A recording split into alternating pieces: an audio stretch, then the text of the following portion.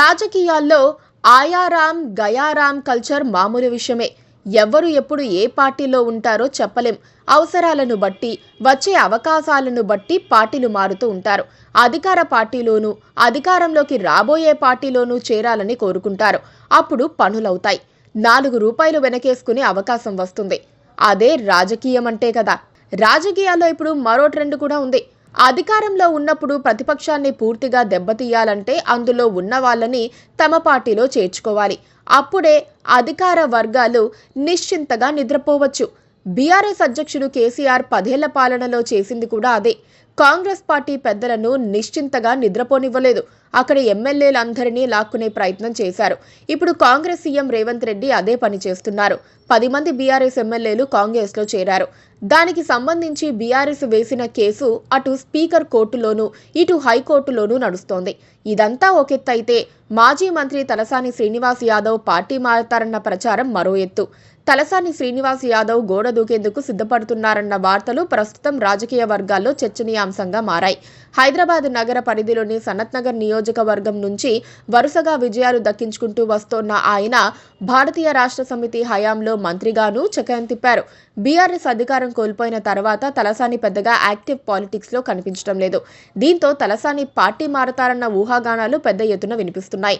వాస్తవానికి కేటీఆర్పై ఫార్ములా ఈ రేసు కేసులు నమోదైనప్పుడు కూడా తలసాని శ్రీనివాస్ యాదవ్ పెద్దగా స్పందించలేదు. అప్పటికే ఆయన పార్టీ మారేందుకు సిద్ధమయ్యారన్న వార్తల నేపథ్యంలోనే ఆయన స్పందించలేదన్న ప్రచారం జరిగింది. ఇప్పుడు కూడా ఆయన పార్టీలో యాక్టివ్గా లేకపోవడంతో ఆయన పార్టీ మారటం ఖాయంగా చెబుతున్నారు. తలసాని చాలా తెలివిగల నాయకుడంటారు. ఎప్పుడు ఎక్కడ ఉండాలో తెలిసినవాడని అంటారు. మొదట ఆయన తెలుగుదేశంలో ఉండేవారు. గెలుస్తూ ఓడుతూ మంత్రిగా కూడా పనిచేశారు. బీఆర్ఎస్ అధికారం స్థిరపడిపోగానే ఆ పార్టీలో చేరారు. కేసీఆర్ను ప్రసన్నం చేసుకుని మంత్రిగా కూడా ప్రమోషన్ పొందారు. బీఆర్ఎస్లో కీలక నేతగా ఎదిగారు.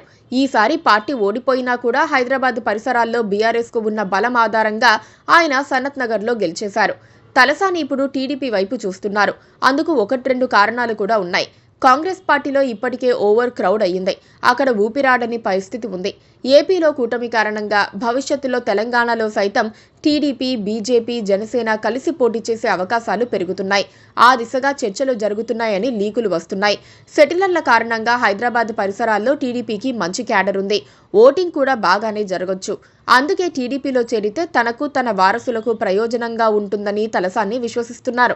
గతంలో చంద్రబాబును తలసాని విమర్శించినా రాజకీయ అవసరాల కోసం వాటన్నిటినీ మర్చిపోయే అవకాశాలు ఉన్నాయని ఆయనకు తెలుసు. పైగా రాజకీయాల్లో తిట్టడం, తుడుచుకోవటం మామూలు విషయమే కదా. అయితే తలసాని వ్యవహారంలో త్వరలోనే ఒక క్లారిటీ వచ్చే అవకాశాలున్నాయి. Please do subscribe to Please do subscribe to Please do subscribe to Please do subscribe to Please do subscribe to Please do subscribe to KTV Telugu. KTV Telugu. KTV Telugu. KTV Telugu. KTV Telugu. KTV Telugu. Please do subscribe to KTV Telugu.